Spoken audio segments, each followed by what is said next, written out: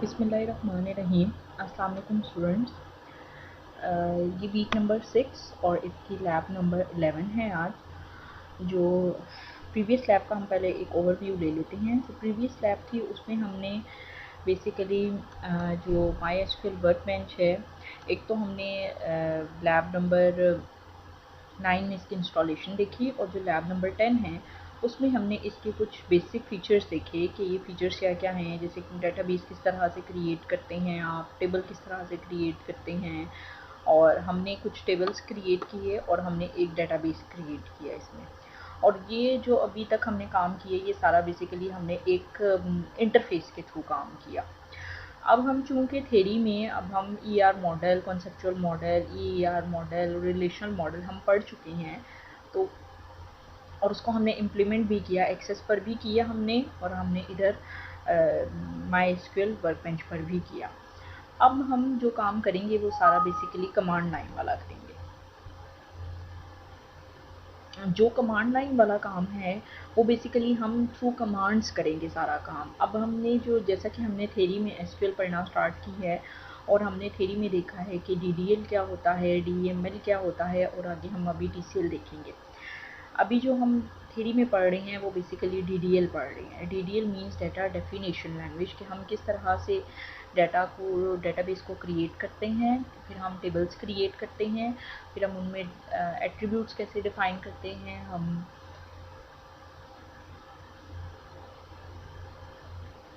उन एट्रीब्यूट्स की data types कैसे सेट करते हैं, कंस्ट्रेंट्स हैं हम उनको कैसे सेट करते हैं। अब हम सारा काम जो है वो थ्रू कमांड लाइन, कमांड्स के थ्रू हम काम करेंगे, और हम उन क्यूरीज को एग्जीक्यूट करेंगे और हम रन करके देखेंगे कि हम लोगों के पास क्या आउटपुट आ रही है। Okay, let start. हम क्यूरी के थ्रू, अब ये आपके पास एक क्यूरी विज़ार्ड ओपन हुआ हुआ है, क्यूरी 1। अगर आप इसको खुद से क्रिएट करना चाहते हैं तो आप इसको क्लोज करके, ये आपकी है new SQL tab for executing queries. यहाँ से आप एसक्यूएल की कोई फाइल बना सकते हैं, या आप अगर कोई क्यूरी क्रिएट करना चाहते हैं तो आप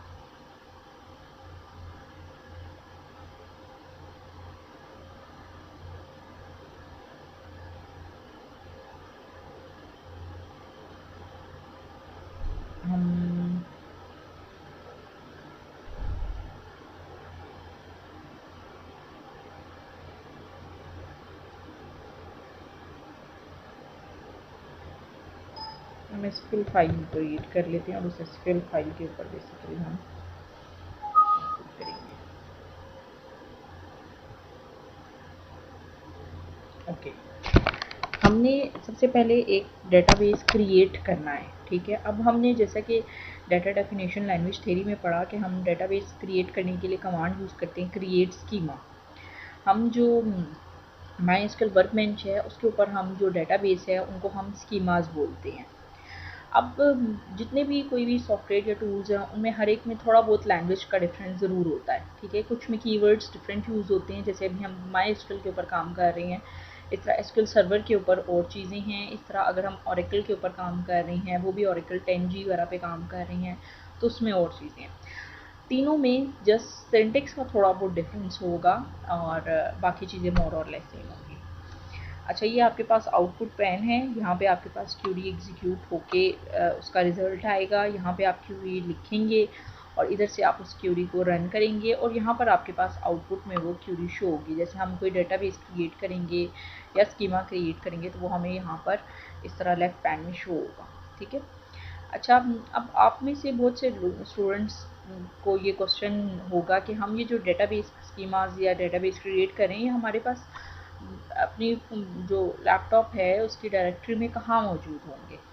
तो उसके लिए आपने यहाँ पर एक ऑप्शन है मैनेजमेंट की, और इसके ऊपर जाना है आपने, और यहाँ पर आपके पास ऑप्शन है ओके, स्टेटस एंड सिस्टम, नहीं सॉरी, इसमें आपके पास ऑप्शन है सर्वर स्टेटस,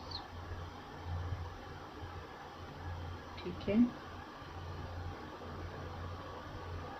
इसको क्लोज करेंगे। यहाँ सर्वर स्टेटस में आपके पास ऑप्शन है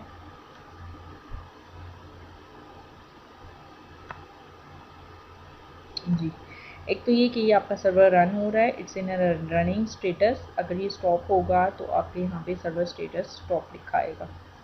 ओके, आपके पास जो डायरेक्टरी है वो बेसिकली ये है, डाटा डायरेक्टरी। आपके प्रोग्राम फाइल्स में MySQL का फोल्डर होगा और MySQL सर्वर, अब वो 5.0 है 6.0 वट एवर आपने जो सा भी सर्वर इंस्टॉल किया हुआ है, और उसके डाटा वाले फोल्डर में आपके ये सारे फोल्डर्स मौजूद होंगे जो भी आपने डेटाबेस सारे क्रिएट किए हैं।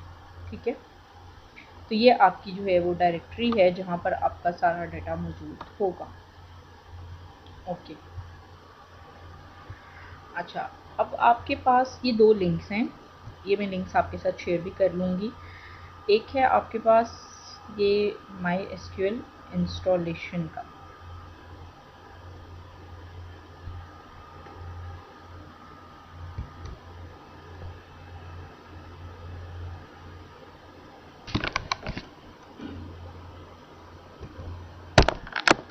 ठीक है।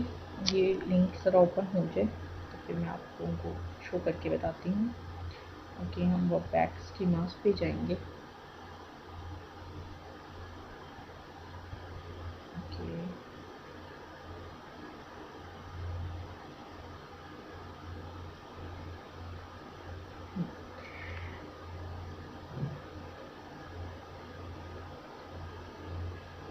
ये आपके पास एक बहुत इजी सा और बहुत सिंपल सा लिंक है MySQL इंस्टॉलेशन का। उसमें MySQL वर्कबेंच के इंस्टॉलेशन का, फिर how to create a MySQL database, how to create table, how to insert data, and we have all these queries. जितनी भी हम क्यूरीज करेंगे, डिलीट की statements, insert, select, update, inner join, joins, और सब क्यूरीज किस तरह से हम यूज़ करते हैं, ये सारी क्लॉजेज हम जैसे distinct, group by, having, order by, where, ये सारी क्लॉजेज, करेक्टर काउंट और फंक्शंस जो हैं वो हम कैसे अप्लाई करते हैं। और जो MySQL वर्कबेंच है उसमें डेटाबेस कैसे क्रिएट होंगे, सर्वर स्टेटस कैसे दिखते हैं, क्लाइंट कनेक्शन अगर हमने करना है वो हम किस तरह से करेंगे, user and privileges, stratum and system variable. अब अपने सबसे पहले कुछ स्टूडेंट्स हैं, उनका इशू है MySQL इंस्टॉलेशन पर वर्कबेंच की। आपने ये ट्यूटोरियल फॉलो करना है। सबसे पहले आपने MySQL इंस्टॉल करना है। अगर बाय डिफ़ॉल्ट आपके पास मौजूद नहीं है MySQL, तो वो आपने इंस्टॉल करना है MySQL। और ये इसके तीनों, ये 6 स्टेप्स हैं उसके, 7 8 इंस्टॉल करके जब आपकी इंस्टॉलेशन सक्सेसफुल हो जाए तो आपने MySQL को ओपन चेक करके देखना है। ठीक है, स्टार्ट करना है। और ये आपके पास लिनक्स, ये विंडोज़ के लिए है, और ये आपके पास यूनिक्स या लिनक्स के लिए है। ठीक है, आपने विंडोज़ के लिए कमांड लाइन पे जाके ये वाला काम करना है। ठीक है, जब आपने MySQL इंस्टॉलेशन कर ली है उसके बाद आपने MySQL वर्कबेंच की इंस्टॉलेशन करनी है। वो आपने नेक्स्ट इसका है लिंक, आप यहाँ से भी नेक्स्ट पे जा सकते हैं और यहाँ से भी। ठीक है,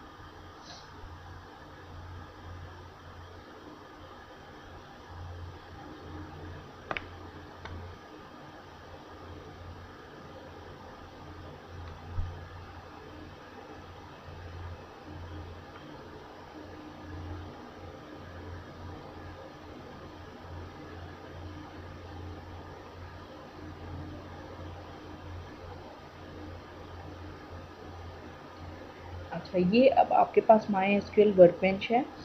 अब आपने जब इंस्टॉल कर लिया है MySQL, तो आपने उसके बाद MySQL वर्कबेंच इंस्टॉल करना है। ये आपने डाउनलोड करना है, ये डाउनलोड MySQL वर्कबेंच, ये आपके पास लिंक है, यहाँ से आप जस्ट क्लिक करके डाउनलोड कर लेंगे। एक्सट्रैक्ट करना है पैकेज कोड, इंस्टॉल करना है, रन करना है MySQL वर्कबेंच, और मेन वर्कबेंच की आपके पास इस तरह से स्क्रीन ओपन हो जाएगी। एग्जीक्यूट किस तरह से करनी है क्यूरी, और एक्सेस प्रिविलेजेस किस तरह से करनी है। ठीक है, ये आपके पास पूरा MySQL वर्कबेंच की इंस्टॉलेशन है। एक डॉक्यूमेंट मैंने आप लोगों के साथ पहले शेयर किया था, और एक डॉक्यूमेंट आपके पास ये है। आपको जो इजी लगता है, आई थिंक ये डॉक्यूमेंट ज़्यादा वैलिड है और इजी है, आप यहाँ से इंस्टॉल कर सकते हैं अगर किसी का कोई क्यूरी आ रही है तो। उसके बाद हम क्रिएट डेटाबेस पे जाते हैं।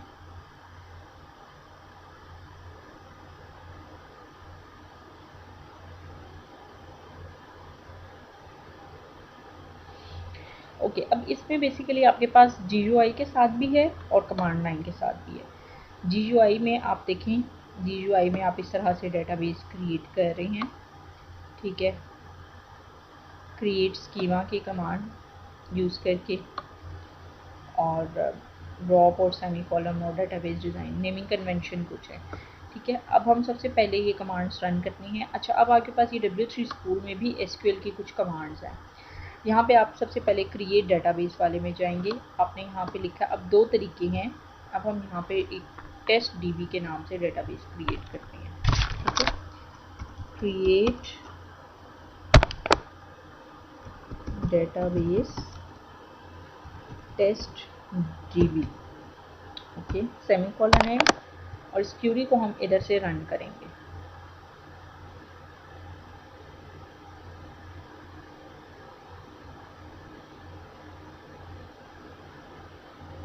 ठीक है, क्रिएट डेटाबेस सक्सेसफुली।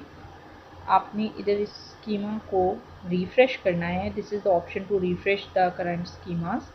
और टेस्ट DB के नाम से अब आपने देखना है आपके पास एक डेटाबेस, ये टेस्ट DB के नाम से आपके पास डेटाबेस क्रिएट हो गया, ठीक है। अब आपने क्या करना है, अब आपके पास ये क्या है, टेबल्स आ रहे हैं। अब इसमें टेबल्स तो अभी कोई भी नहीं बने हुए, ठीक है। ये देखें, ये हमने डेटाबेस क्रिएट कर दिया। अगर मैं इस डेटाबेस को ड्रॉप करना चाहती हूँ, मीन्स कि मैं डेटाबेस को डिलीट करना चाहती हूँ, तो आपने सिंपल जो है वो कमांड यूज़ करनी है ड्रॉप डेटाबेस की, ठीक है। ड्रॉप डेटाबेस और उस डेटाबेस का नेम, जैसे let suppose I want to drop this test database, ठीक है। मैं टेस्ट डेटाबेस को डिलीट करना चाहती हूँ, तो आपने ड्रॉप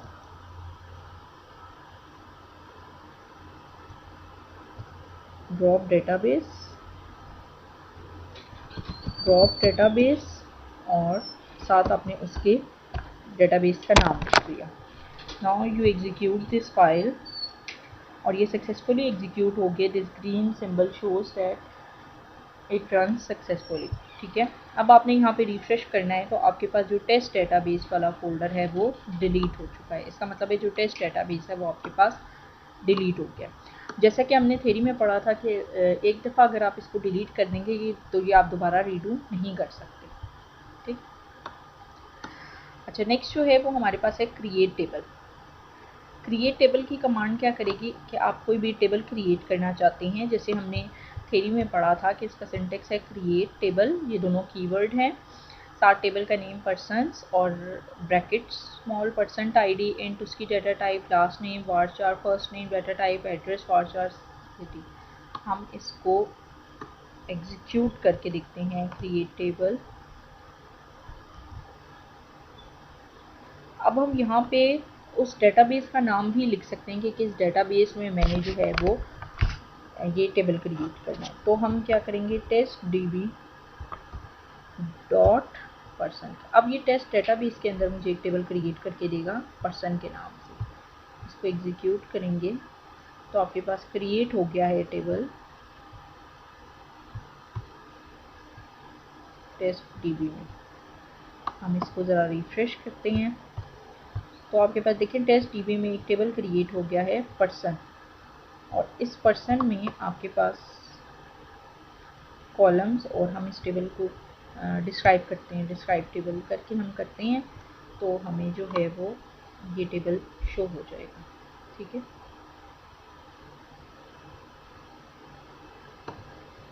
डिस्क्राइब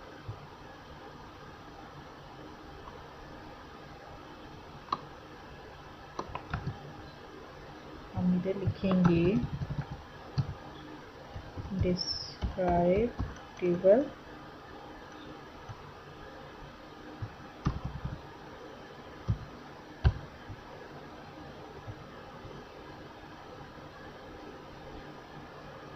ओके, डिस्क्राइब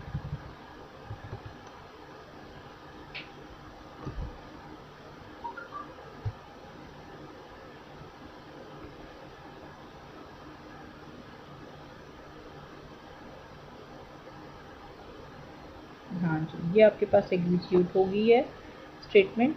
तो ये आपके पास देखें इन आ गई है टेबल की कि पर्सन ID इसके एट्रीब्यूट है। ये देखिए ये डिस्क्राइब आपने की है टेबल को, तो उसने आपको सब कुछ बता दिए। ये इधर आपके पास पैन में शो हो रहा है, इसको हम थोड़ा स्क्रॉल करते हैं तो ये आपके पास देखिए एट्रीब्यूट पर्सन ID, इसकी डाटा टाइप क्या है और इसका साइज़ क्या है, कोई डिफ़ॉल्ट वैल्यू है या नहीं है।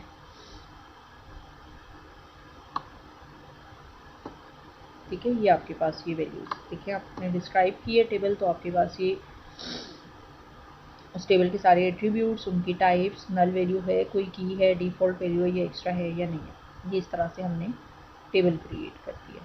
ठीक है, अब हम अगर टेबल में कोई कंस्ट्रेंट्स ऐड करना चाह रही हैं, not null, unique, primary key, foreign की, तो हम कंस्ट्रेंट्स को ऐड कर सकते हैं।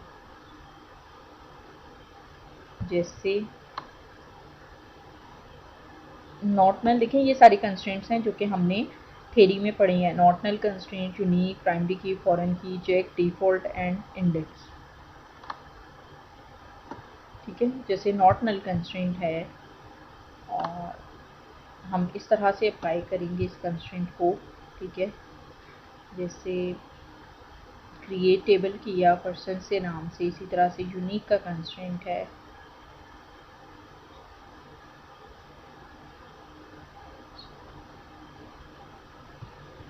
और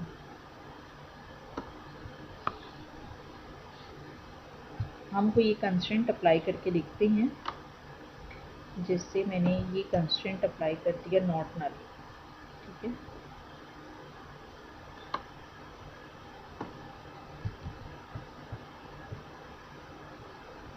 हम इधर टेबल, क्योंकि पर्सन वाला टेबल ऑलरेडी एग्जिस्ट कर रहा है, तो हम इधर टेबल पर्सन 1 कर देते हैं। ठीक है, और इसको हम एग्जीक्यूट करते हैं।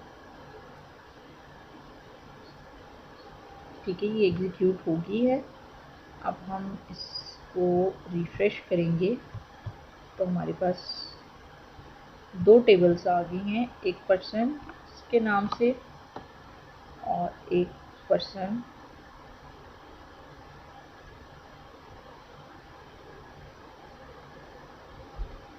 क्रिएट टेबल टेस्ट डीबी में बनाना चाह रहे हैं, test DB dot person 1।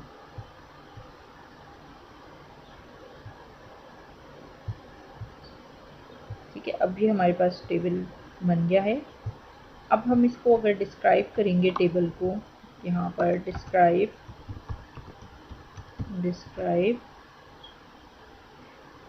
Test dB database का नेम डॉट पर्सन 1, और हम इसको रन करेंगे तो ये देखें, ये जो नल है ये नो नो नो और यहाँ पर येस है। इसका मतलब है कि हमने इन तीनों फील्ड्स को नॉट नल किया हुआ था। ठीक है, तो इसलिए यहाँ पर ये हमारे पास नो नो नो और फिर लास्ट में येस आ रहा है। जैसे ये सिर्फ हमने इस वाली फील्ड में नहीं किया नॉट नल, बाकी सब में हमने नॉट नल किया हुआ। इस तरह से आपने ये सारे कंस्ट्रेंट्स अप्लाई करने हैं। इस लैब में आप लोगों ने टेबल्स को यूजिंग क्यूरीज क्रिएट करना है पहले टेबल्स को, और सारे ये जो कंस्ट्रेंट्स हैं डेटा डेफिनेशन लैंग्वेज में क्रिएट टेबल की जो कमांड है आपने वो एग्जीक्यूट करनी है कि वो किस तरह से एग्जीक्यूट हो। इसी तरह से हम ऑल्टर करना चाह रही हैं टेबल को, जैसे हम ऑल्टर करते हैं टेबल को, ऑल्टर टेबल, एसक्यूएल की ऑल्टर टेबल।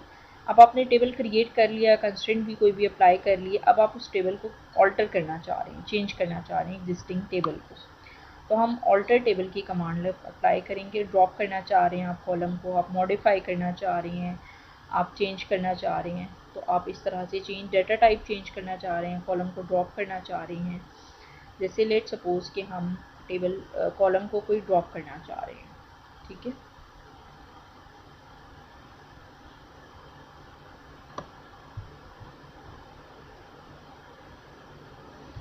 जैसे हम इस टेबल को ही करते हैं alter table alter test DB dot alter table test DB dot person 1 drop column, और कॉलम नेम लेट सपोज हम एज ड्रॉप करना चाह रहे हैं, एज। ठीक है, इसको हम रन करेंगे, सक्सेसफुली एग्जीक्यूट। अब हम जाके अब हम करते हैं describe describe test TV dot persons1। तो हमारे पास जो एज वाला कॉलम है देखें वो डिलीट हो चुका है।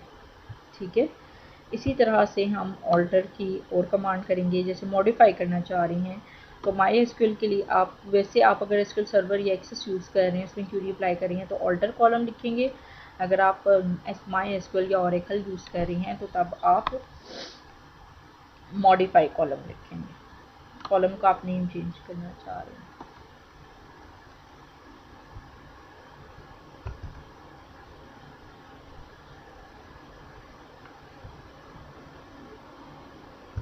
तो इस तरह से आपने ये सारी क्यूरीज आपने सबसे पहले डेटाबेस क्रिएट करना है।